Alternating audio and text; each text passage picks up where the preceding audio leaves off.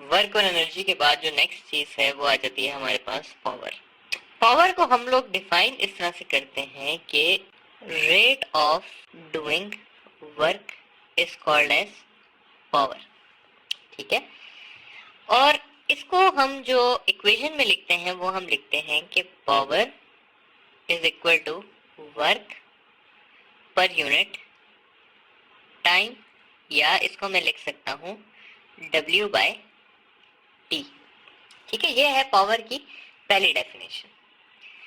Power को हम एक और तरीके से भी डिफाइन कर सकते हैं, और वो इस तरह से कर सकते हैं कि dot product of force and velocity. ठीक है, और इसकी इक्वेशन इस तरह से बन जाती है कि power is equal to F dot V या फिर F V cos of theta. ठीक है, तो ये दो कॉमन यूज इक्वेशंस हैं और दो कॉमन यूज डेफिनेशन है जो हम पावर के लिए यूज करते हैं। अच्छा, पावर के बारे में मजीद बात की जाए तो पावर जो है वो एक स्केलर क्वांटिटी है। पावर का जो SI यूनिट है हमारे पास वो है वॉट। ठीक है, और जो पावर का कमर्शियल यूनिट है मैकेनिकल पावर का वो है हमारे पास हॉर्स पावर। और 1 हॉर्स पावर जो होता है वो इक्वल होता है 746 वॉट्स के।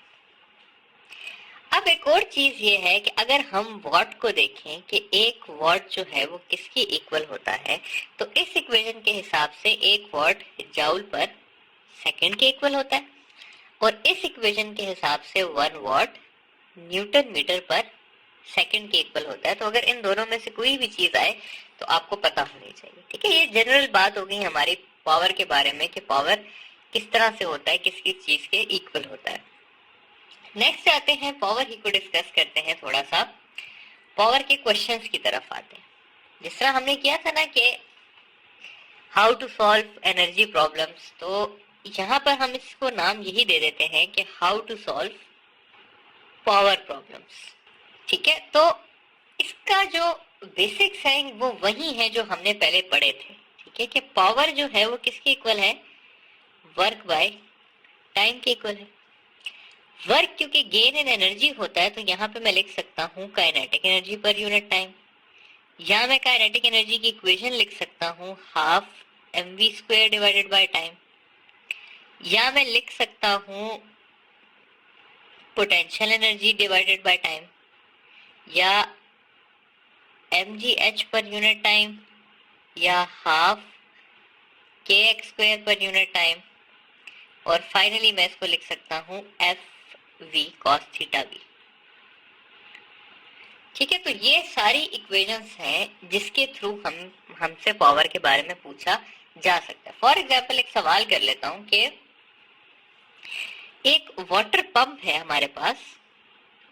ठीक है, ये हमारे पास एक वाटर पंप है और ऊपर एक हमारे पास वाटर टैंक है। ठीक है, इस टैंक की जो वॉल्यूम है वो है 100 लीटर्स, और ये टैंक जमीन से पड़ा हुआ है 100 मीटर ऊपर।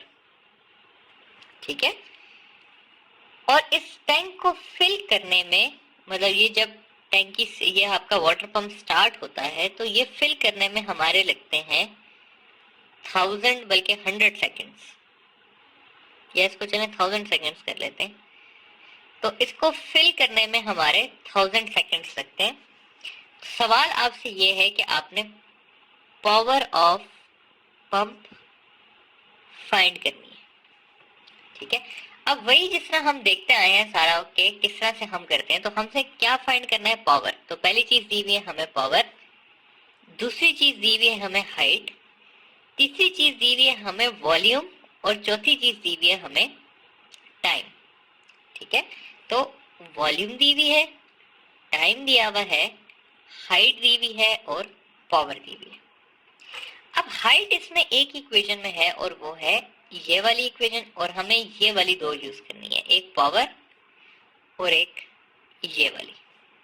तो अगर मैं ये इक्वेशन लिख लूं P is equal to mgh/t, तो इसमें मसला आ जाता है कि मैस हमें नहीं दिया, ठीक है, लेकिन क्या है, वाटर है और लीटर हमें दिया हुआ है। तो वाटर के केस में क्योंकि डेंसिटी जो है वो 1 होती है, इसलिए 1 लीटर जो है वो 1 kg के इक्वल होता है।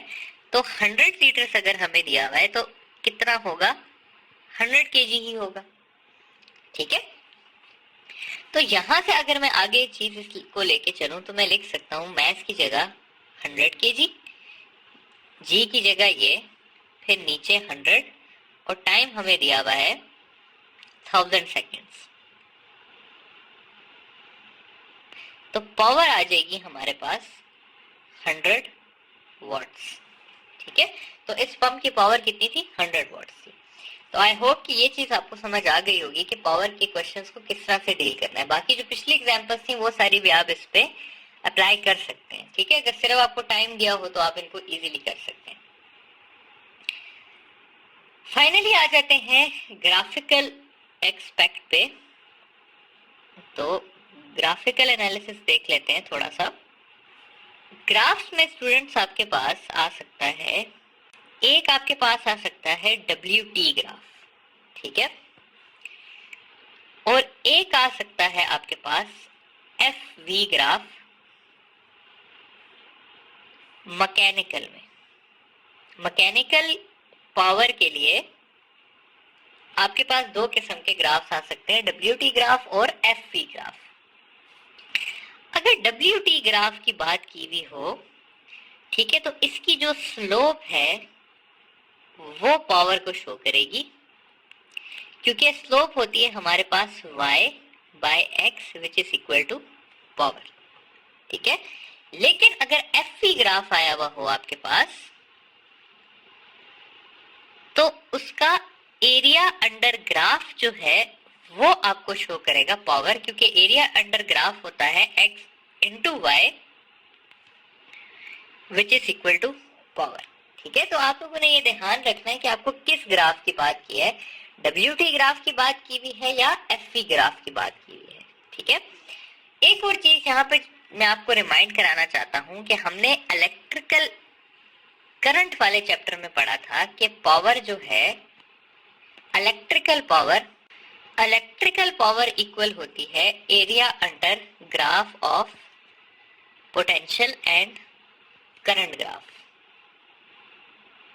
ठीक है। सॉरी, यहां पर तो पोटेंशियल और करंट ग्राफ का जो एरिया अंडर द ग्राफ होता है वो भी हमें क्या शो करता है, पावर।